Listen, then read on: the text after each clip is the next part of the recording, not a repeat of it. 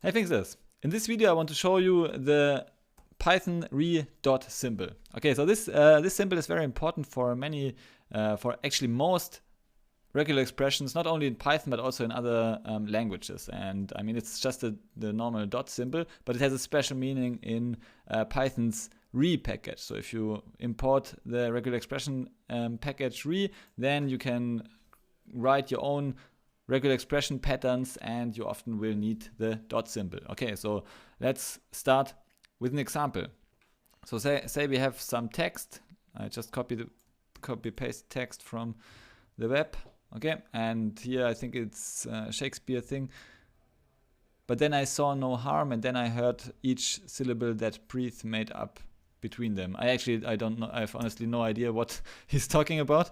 But let's explore the meaning of the dot symbol. Okay, so we use the find_all function. The find_all function takes two arguments and one optional argument, and oftentimes the optional argument you would just skip. The first argument is a pattern which we want to find, and the second is a string in which we want to find this pattern. Okay, so say we have the pattern. Hey, say we have the pattern consisting of the B character and two dots. So the dot symbol in this case doesn't mean the normal dot symbol in any text, but it means the arbitrary character. Okay, so we can match an arbitrary character in Python, and we can in this case, so for example, we match each string that starts with an uppercase B character followed by two arbitrary characters. Okay, so not dot symbols but arbitrary characters. So the dot simply stands for an arbitrary character. And yeah, in this case, I mean, you can just think about this. So if you apply this pattern to the text, then what would be the result? Yeah, it would be one word, which is the word but. But so there's a special twist in it. Yeah, so we can, like I said, that the dot symbol, when used in the pattern, stands for an arbitrary character. So it can be anything, even the newline character. So actually at this point it's a multi-line text, so the text actually contains a newline symbol here.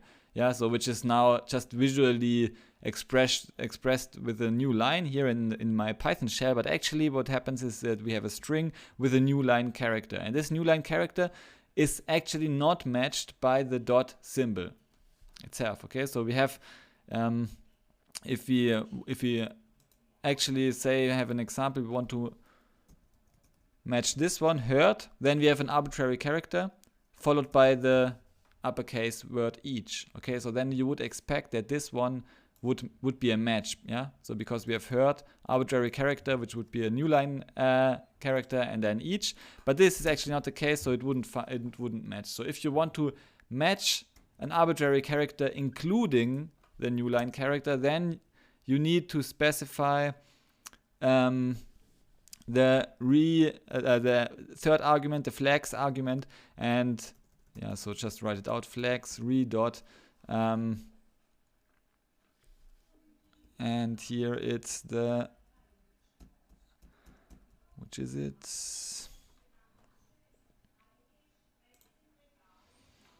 It's the dot all.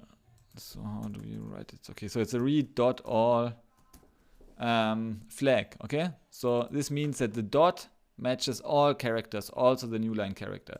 Okay, and if we do this, then we actually have our match. We match here the word heard followed by a newline character followed by the word each. Okay, so therefore this is how we can match really an arbitrary character. Otherwise it is just an arbitrary character except the newline symbol. Okay, so this is how we can match an arbitrary character. And actually, if you don't want to use the flags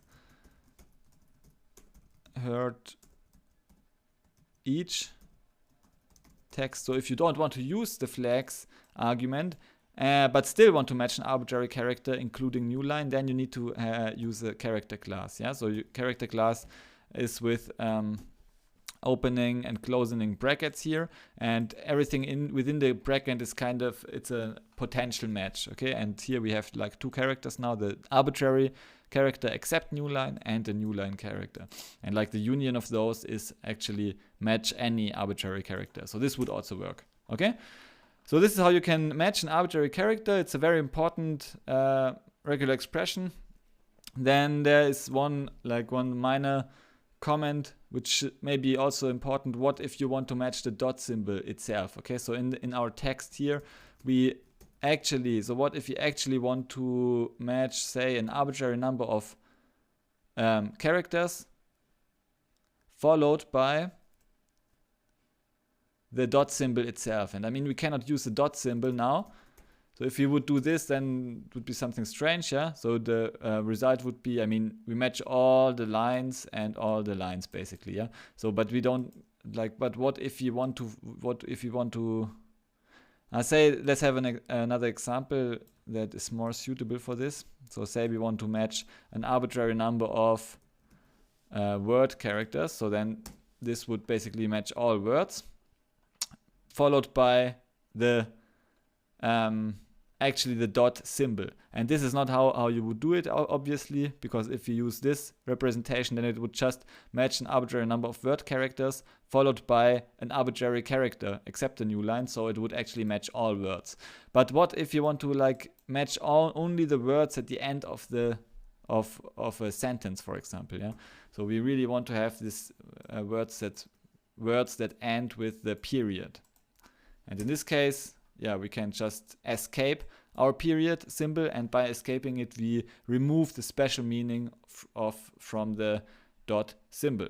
Okay, that's it. So if you want to use the dot itself, if you want to match the period symbol, then you need to escape it. Otherwise, you just use it as an arbitrary character except newline, and you can use the flags re.all argument to match an arbitrary character including the newline character. Okay, thanks for listening and see you in the next video. Bye.